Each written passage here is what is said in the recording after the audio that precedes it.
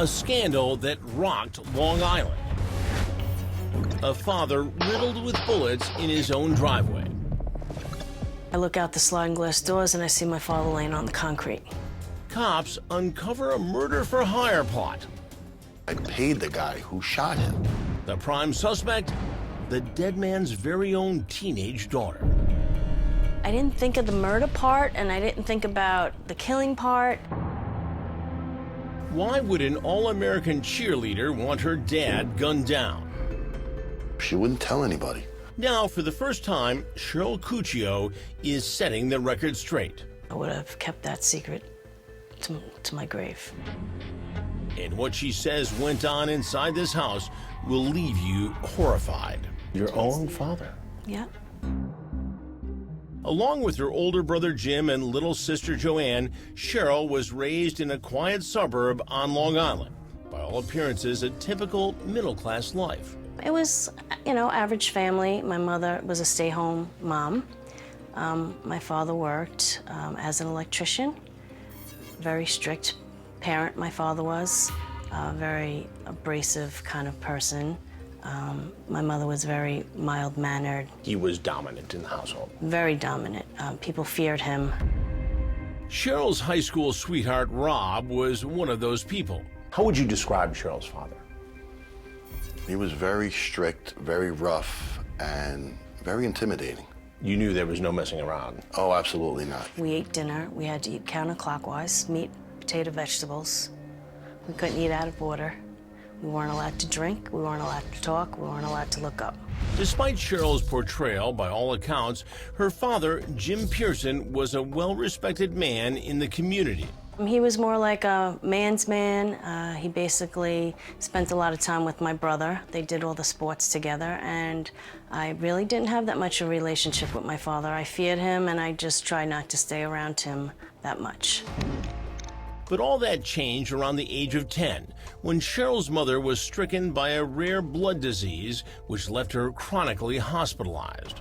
You essentially became the woman of the house. I did. I would go to school during the day. I would help my grandparents raise my sister. And then when my father would come home from work, I would go with him up to the hospital to see my mother. Not much time to be a kid. Not at all. It just totally went into take care of everybody mode.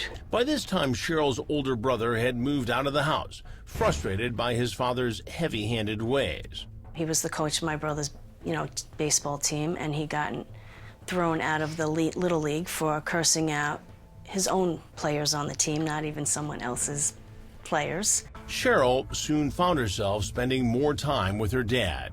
It felt good initially that your father was paying attention to you. It did, because, you were with him, going to the hospital right, and doing things around the house. And believe it or not, when my sister was born, I kind of felt like my mother was paying attention to her. I had the middle child syndrome, that no one cared about me. It was everybody, doted on my sister, and I felt like I was losing my mom. And so all of a sudden now my father was paying attention to me, and it felt nice that somebody actually was appreciating me and taking care of me.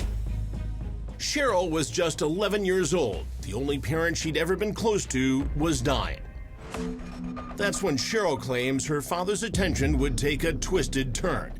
She would go from being his daughter to his demented desire. When did that attention turn into molestation? Well, on the way to the hospital, he, in the car, he's like, oh, come over and sit close to me. And he'd put his, arm around me in the car. I would, sit in the middle spot. He had, a station wagon. And, as his arm was around my shoulder, his hand would go lower and kind of start, groping my breast. And, it would go lower. And it was a little uncomfortable. But, he always just seemed, loving and... and I never seen that side of him because we weren't an affectionate family. We didn't show love. We didn't say, I love you. We weren't huggy, kissy, anything like that. And then, so I was like, oh, this was a softer side of him because I was scared of him. According to Cheryl, the attention she experienced began to escalate. He was teaching me baseball, and we'd watch the Yankee games, and he watched the Yankee games in his bedroom, and I'd have to go watch the TV with him laying next to him, and he would force my hand to touch him. And so it got to the point where it wasn't just touching over the clothes, it was touching under the clothes. Alone and vulnerable, the so-called affection soon went to the darkest of all places. My father had called me one day and he said, you know, he couldn't fit in our attic space. We had to be pulled downstairs, and he'd say, I need you to go up into the attic and get something.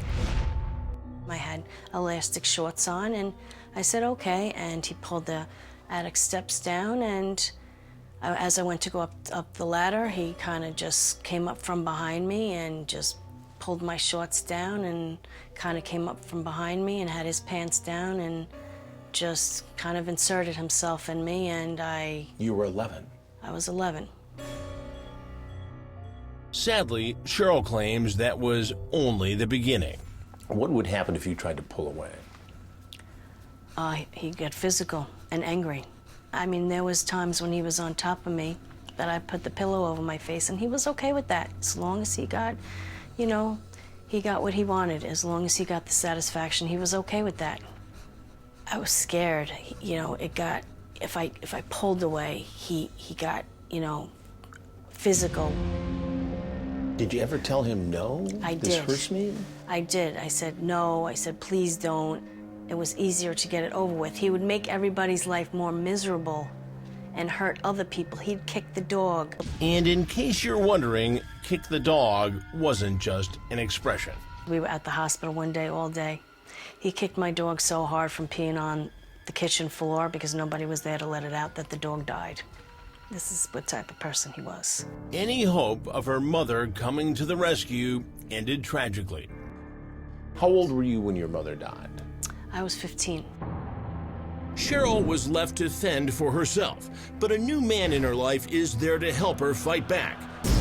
Up next, Dad threatens to find a new object for his affection. He'd smirk at me, like, keep going out, and the same thing's gonna happen to your sister.